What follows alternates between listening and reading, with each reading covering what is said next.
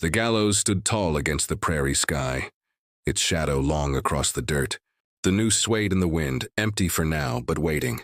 Folks gathered in clusters, murmuring, their faces sharp with judgment.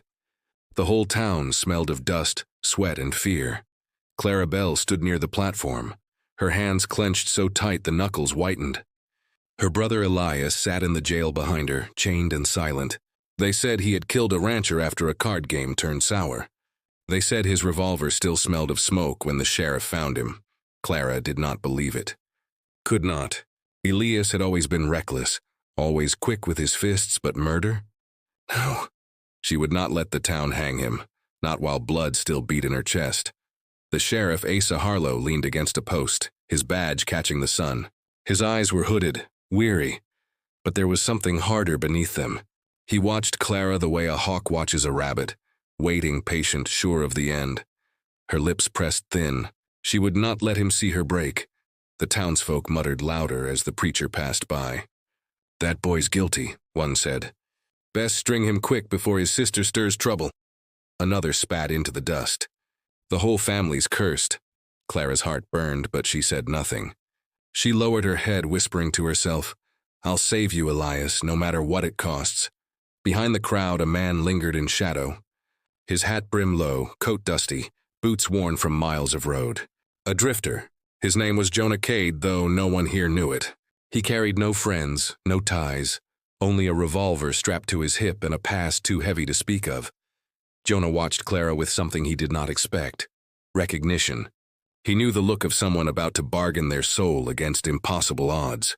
He had seen it once in his own reflection years ago, on the night he buried his brother with his own 2 hands. The wind picked up, rattling the gallows beam. The rope creaked like bones snapping. Clara shivered, though the sun burned hot overhead. She walked toward the jail, her steps steady though her knees trembled. The deputy outside eyed her but said nothing as she pushed the door open. Inside, the air was thick with iron and sweat. Elias sat on the cot, his wrists shackled. His face was bruised, one eye swollen, but when he saw her, he managed a crooked grin. "Don't cry, Clara, don't you dare cry." Her throat tightened. She knelt beside him, gripping the bars. "I won't, but you must swear to me. Tell me you didn't do it." He leaned forward, eyes flashing. "I swear." The words cut her deep.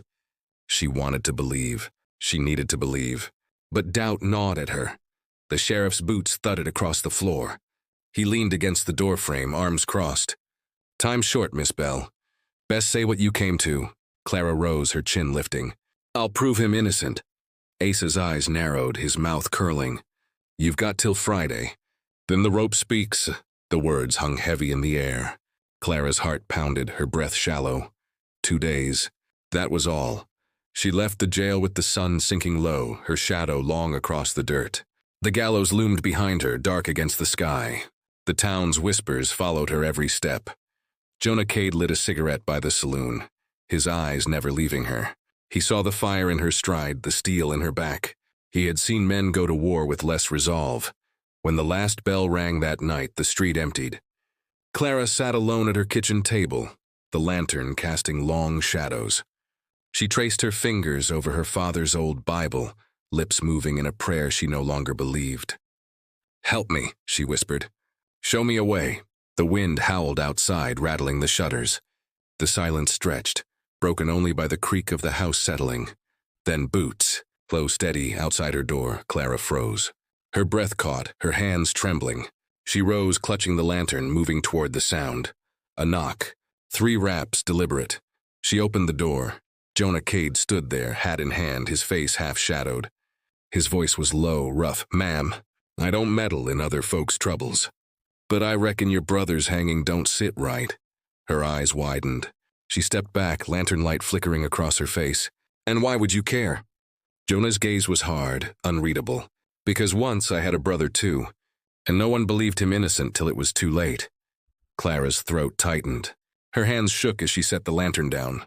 For the first time, she felt something crack inside. The weight of her fight, the fear of standing alone. Jonah tipped his hat lower, his voice steady. "If you'll have me, I'll help." The silence between them deepened, heavy with risk, heavy with need. Clara searched his face, looking for falsehood. but found only the same grief that burned in her own. Finally, she nodded, whispering, "Then help me save him." Outside, the gallows rope swayed in the wind, waiting. Sunday came with a brittle sky, the kind that cracked under its own silence. The church bell rang sharp across the prairie. Families filed through the doors, boots thudding, voices low. Clara walked alone, her shawl pulled tight, her eyes downcast. Inside, the air smelled of dust and candle wax. The preacher's voice rolled heavy, words about sin and judgment filling every corner. But Clara heard only the whispers. She dares show her face. Her brother's a killer. She'll burn the same way he will. The hymn rose, voices strained. But Clara's lips did not move.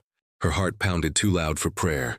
She kept her gaze fixed on the wooden pew before her, refusing to let their eyes pierce her. When the service ended, sunlight spilled across the steps outside. Folks gathered in knots, speaking soft yet loud enough for her to hear. Clara stepped into the light, shoulders squared. She would not bow. Then the insult came, sharp as a whip. A ranch hand spat at her feet. "Murderer's blood runs in your veins, too." The crowd hushed. All eyes turned. Clara froze, her chest tightening. The man's face was red, his jaw set. "Your brother shot a man dead. You should be ashamed." Before Clara could answer, another voice cut through the silence. Low, steady, dangerous. "Say it again." Jonah Cade stood at the bottom of the steps, coat dusty, revolver heavy at his side. His eyes were steel, his jaw clenched. He had been a shadow through the sermon, leaning against the wall, but now he stepped forward. The ranch hand sneered. "I'll say it to her face, Drifter. She's kin to a killer." Clara's breath caught. She saw Jonah's hand twitch near his gun. The crowd tensed, waiting. "Don't," she whispered, stepping between them. Her hands trembled, but her voice was firm. "Not here." The ranch hand barked a laugh. "She's hiding behind a stranger now. Figures." He shoved past her, shoulder striking hers hard. She stumbled but did not fall. Jonah's eyes burned, but he didn't draw. Not yet. His fists clenched at his sides, his breath heavy. The preacher hurried down the steps, his voice strained. "Enough, this is God's ground. Take your anger elsewhere." But the crowd only muttered louder. "She defends him. She's cursed." Let them both hang. Clara felt her cheeks flush hot, tears burning behind her eyes. She turned, gripping Jonah's sleeve. "Please," she whispered. "Walk away." For a moment he didn't move. His gaze stayed locked on the ranch hand, the air between them thick as gun smoke. Then slowly he stepped back, his chest rising with the weight of restraint. Clara pulled him aside, away from the crowd. Her voice shook. "You can't fight for me. It'll only make things worse." Jonah's eyes softened, though his jaw stayed hard. "I ain't fighting for you, Clara. I'm fighting because they don't know truth when it's standing in front of them." Her throat tightened. She wanted to thank him, but the words tangled with guilt. Every step he took toward her meant more whispers, more judgment, more danger. The crowd began to scatter, but the echo of their voices clung like smoke. Clara stood on the steps, shoulders trembling. Jonah lit a cigarette, his hands steady though his heart beat fast. "Your brother didn't kill that rancher," he said, his voice low. "I believe you. But believing won't be enough." Clara turned to him, eyes wet. "Then what will?" Jonah exhaled smoke, his gaze hardening. "Truth buried in this town don't rise easy. If we want it, we'll have to dig it out with blood." The words hung heavy between them, sharper than the insult that started it all. Clara clutched her shawl tighter, her body trembling. She had sworn to save her brother, but she hadn't known it would come to this. The church doors creaked shut behind them. Dust rose in the wind, and on the steps where the insult first cut, a single drop of spit still glistened, dark against the wood, like blood already spilled. By Monday morning, the story had grown teeth. Elias Bell was no longer a man awaiting trial. He was already a murderer in every mouth that spoke his name. Clara walked down Main Street, her basket on her arm, her chin high though her stomach twisted. She could feel them watching from porches, from windows, from the shadows of doorways. Every eye weighed her down. "She swears he's innocent," a woman hissed as Clara passed. "She'll swear anything," came the reply. "Heard she's been sneaking with that drifter." Clara's breath caught. Her pace quickened. It was a lie, but lies were what the town wanted. They wanted her ruined, her brother condemned, their gossip fed with blood. At the general store, the clerk's smile was thin.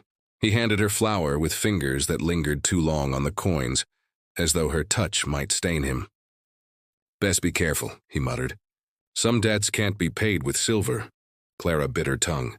She left without a word, the bell above the door clanging sharp as judgment. Across the street, Jonah Cade leaned against a hitching post, cigarette smoldering between his lips. His gaze followed her, steady, watchful. He had seen towns like this before, places where truth was buried deep beneath the weight of whispers. He flicked the cigarette into the dust and crossed to her. "They won't stop," he said. Clara stiffened. "Let them talk," Jonah's jaw tightened. "Talk turns to rope in towns like this." Her chest ached. She looked at him then, really looked. The lines around his eyes. The way his hand rested near his gun, even in silence. A man who had carried too many ghosts. "They say you've been killed," she whispered. Jonah's gaze didn't waver. "I have." Her breath caught, but she didn't step back. Instead, she asked, "Were they guilty?" His silence was its own confession. The wind shifted, carrying dust down the street. The saloon doors swung as men poured out, voices loud, laughter cruel. Clara pulled her shawl tighter.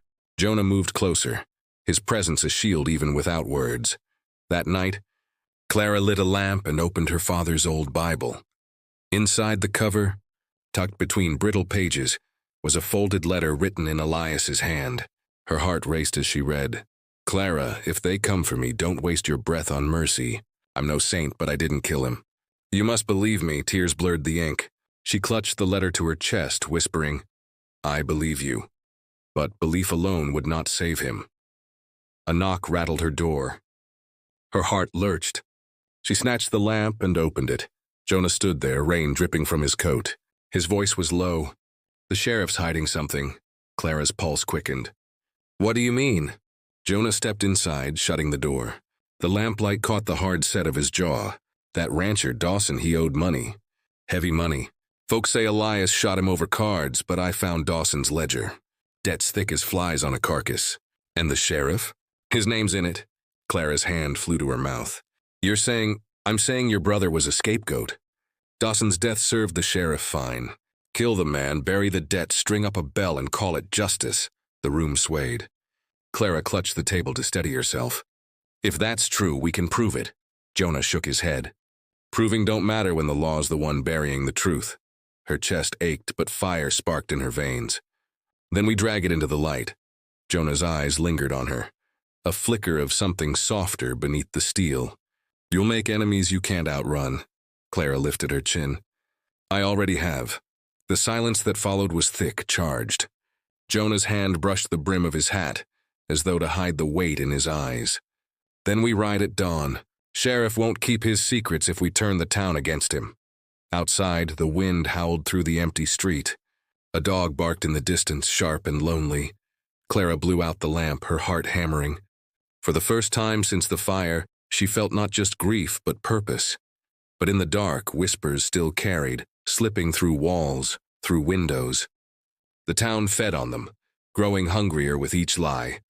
And as Clara lay awake, clutching her brother's letter, she knew dawn would bring more than truth. It would bring blood. The night pressed heavy, the kind where silence hummed louder than sound. Clara lay awake, staring at the ceiling beams, her brother's letter clutched in her hands. The air smelled of dust and lamp oil. Every creak of the house felt like a warning. Then she heard it, boots, slow, careful. Outside her door, her heart lurched. She rose from the bed, clutching her shawl close. The floor groaned beneath her bare feet. The Colt her father left sat on the table, cold steel catching lamplight. She gripped it with both hands, breath sharp. The boots stopped. Silence stretched thin. Then came the rasp of leather against wood, a revolver being drawn. Clara's pulse thundered. Her finger trembled on the trigger as the knock came. 3 raps steady, she froze. The door creaked. Lantern light from the porch leaked through the crack. She lifted her pistol, voice shaking. "Who's there?" The door pushed wider. A shadow filled the frame. Broad shoulders, hat brim low, Jonah Cade. Clara's knees weakened with relief, though fear still gripped her chest. She lowered the pistol an inch. "Why come like this?" Jonah's voice was low, rough. "Because time's running out, and I found something you need to hear." He stepped inside, closing the door. The floorboards groaned under his weight. The lamplight caught his face, sharp and worn. Clara held the pistol tight against her shawl. Her voice quavered. "What is it?" Jonah reached into his coat and laid a folded paper on the table. Ledger page. Sheriff's handwriting. Dawson owed him near $500. With Dawson dead, that debt's gone. And your brother hangs for it. Clara's breath caught. She snatched the paper, scanning the marks. Numbers carved deep, the sheriff's signature inked at the bottom. Her hands shook. This proves it. Jonah's gaze was hard. Proof won't matter if the town don't live to see it. Sheriff will burn this whole place down before he lets it reach daylight. Clara's chest ached. She sank into the chair, shawl slipping from her shoulders. Her eyes stung with tears she fought to hold back. Then what hope do we have? Jonah stood silent, his hand brushing the revolver at his hip. Finally, he said, "Hope's a fool's word. What we have is a choice." The wind rattled the shutters. Somewhere beyond, a dog barked, sharp and urgent. Clara looked up, her voice raw. "What choice?" Jonah leaned closer, his shadow stretching across her. "We ride at dawn. Spread the word before the sheriff shuts every mouth in town. Once the people see the truth, they'll turn on him." Her heart pounded. The thought of facing them, of standing in the open while whispers turned to stones, made her blood run cold. But she thought of Elias, his shackled wrists, the rope swaying in the gallows wind. She nodded. "I'll ride." Jonah studied her, his jaw set. Then his gaze softened just for a moment. "You've got steel in you, Clara Bell. More than most men I've known." Her throat tightened. She wanted to look away, but his eyes held hers, steady, unflinching. She felt the weight of his presence, the danger of his closeness. Then another sound. Boots outside. Not Jonah's this time. He turned, revolver drawn in an instant. Clara gasped, clutching her pistol. The knock came again, harder. A voice, low and cruel, carried through the wood. "Open up." Clara froze. She knew that voice. The deputy, Sheriff Harlow's right hand. Jonah motioned for silence, his revolver steady, breath tight. The door rattled under a shove. Hinges groaned. Clara pressed a hand to her mouth, stifling a sob. Jonah's voice dropped to a whisper. "Stay behind me." The latch splintered. The door swung wide.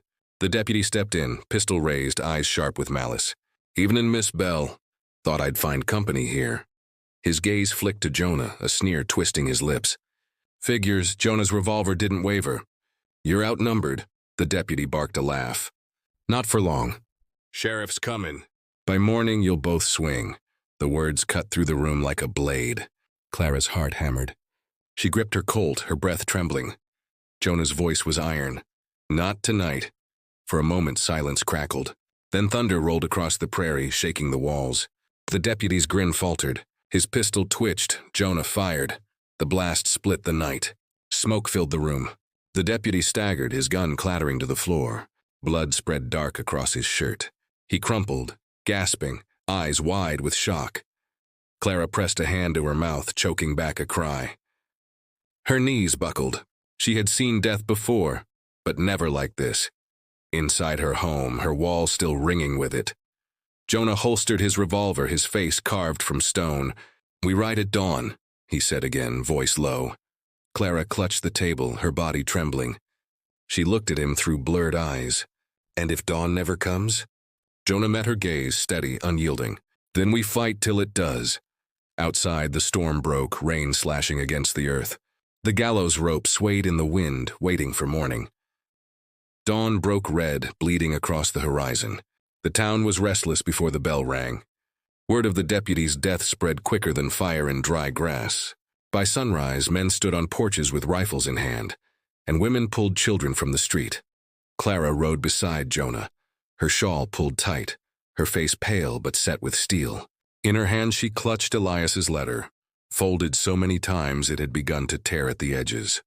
At the jail, the crowd gathered thick. The sheriff stood on the steps, his voice booming.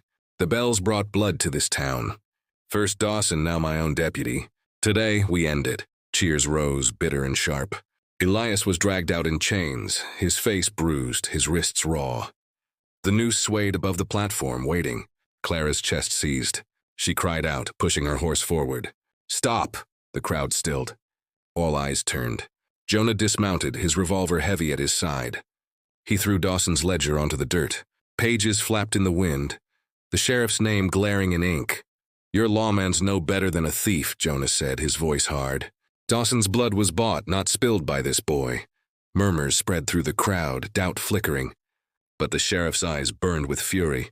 Lies from a drifter mean nothing. He drew his pistol, pointing it at Jonah. The air cracked with silence. Clara's heart pounded. Jonah's hand hovered near his revolver, and then Elias moved. In a burst of rage, he broke free from the deputy's grip, snatching a gun from his holster. The crowd screamed. Elias spun, pistol raised, his eyes wild. The sheriff shouted, "Shoot him!" Rifles lifted. Fingers tense, Jonah drew, his revolver gleaming in the sun. But before he could fire, Clara's voice cut through the chaos, raw and trembling. "Shoot my brother first." The world froze. Elias's hand shook on the pistol, his eyes darting between the crowd, the sheriff, the sister who had sworn to save him. Tears streaked Clara's face. Her voice broke, but she forced the words. "Better my brother die by your hand than theirs. Better it end clean than with a rope." Jonah's chest tightened. His revolver shook. He looked at her, at Elias, at the noose swaying in the wind. He saw every ghost he carried, his own brother, his own failure, the graves he left behind. Elias's lips parted. For the first time, fear showed in his eyes. "Clara," the sheriff roared. "Do it, Cade. End this." Jonah's finger brushed the trigger. His throat burned. He had never trembled in a duel, never faltered with steel in his hand. But now, with Clara's plea slicing into him, he felt undone. Clara sobbed, her voice barely a whisper now. "Please." The crowd leaned in, hungry for blood. The sheriff sneered, his pistol steady. Elias stood trembling, caught between defiance and despair. Then the gunfire came, not from Jonah, from Elias. He fired wild into the sky, screaming. The crowd shrieked, scattering. The sheriff raised his gun, ready to shoot him down. Jonah moved faster. His revolver thundered, the bullet striking true. Elias staggered, the pistol slipping from his hand. He fell to his knees, eyes wide with shock. Clara's scream tore through the street. She ran to him, catching him before he hit the ground. Blood stained her dress, warm against her trembling hands. Elias gasped, voice breaking. "I didn't kill him, Clara, I swear." "I know," she whispered, sobbing.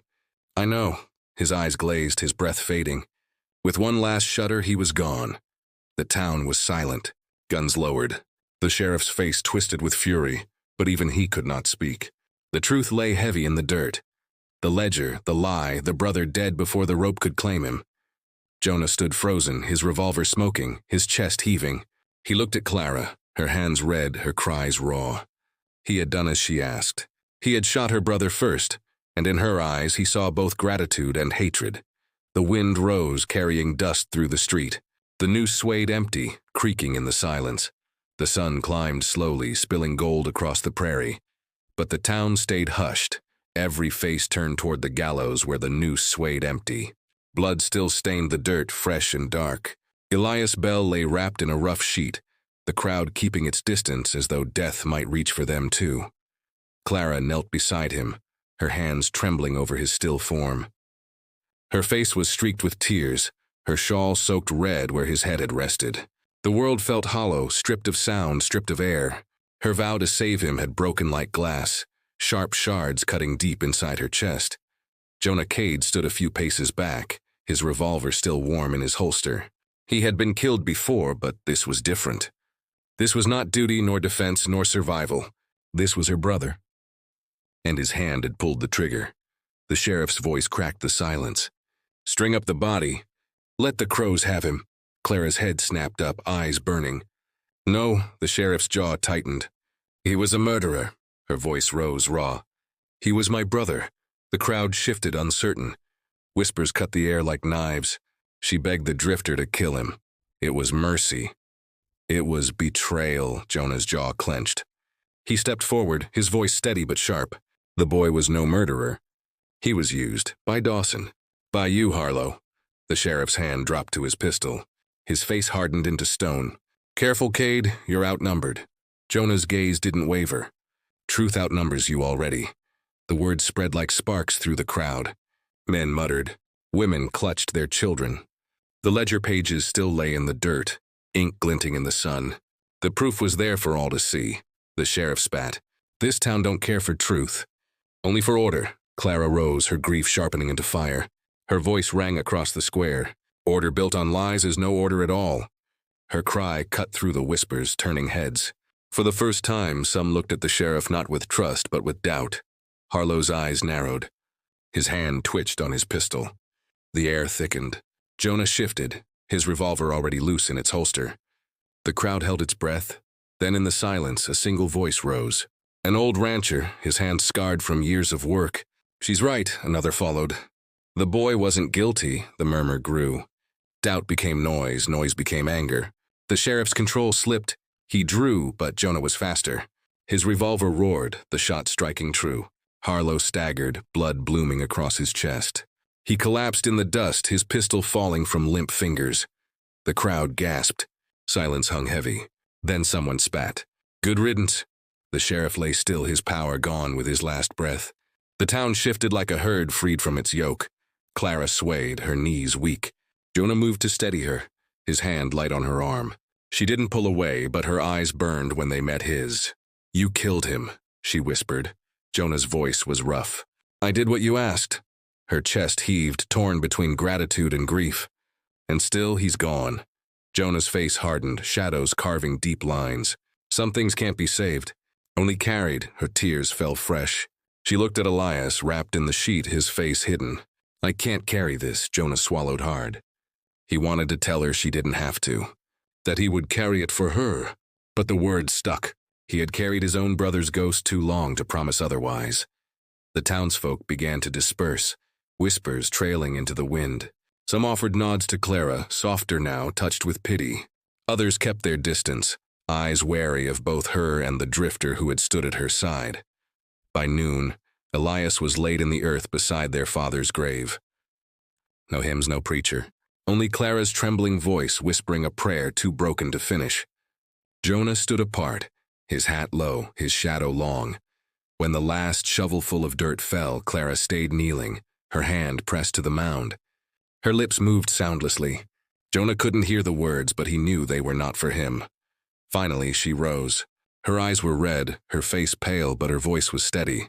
"I can't stay here." Jonah's chest tightened. He had known the words would come, but they still cut deep. "I'll ride," she said. "Somewhere the whispers can't follow." Jonah nodded, though every part of him wanted to beg her not to go. His voice came low, rough. "Then let me see you to the ridge." She didn't argue. She was too tired for that. They rode together in silence, the prairie stretching wide and endless before them. The wind carried dust across the grass, the sun dipping low, painting the world in fire. At the ridge, Clara pulled her horse to a stop. She turned to him, her eyes glistening. For a moment, neither spoke. The silence held every word unsaid. Finally, Jonah broke it. "I'll carry your brother with me. Every mile, every step." Clara's lips trembled. "And what of me?" His throat tightened. He tipped his hat low, voice breaking. "I'll carry you too." Her tears fell fresh, but she smiled through them, small and sorrowful. "Goodbye, Jonah." She turned her horse, riding into the horizon, her figure shrinking against the sky. The wind caught her shawl, carrying it like a banner until it vanished into the dust. Jonah sat still, watching until she was gone. The sun bled red behind her, the prairie endless and empty.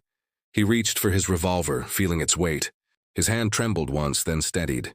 He whispered into the wind, soft as prayer. One more bullet for her. Always for her. The wind carried his words across the plain, scattering them like dust, like ashes, like memory. The town would forget. The prairie would swallow their names.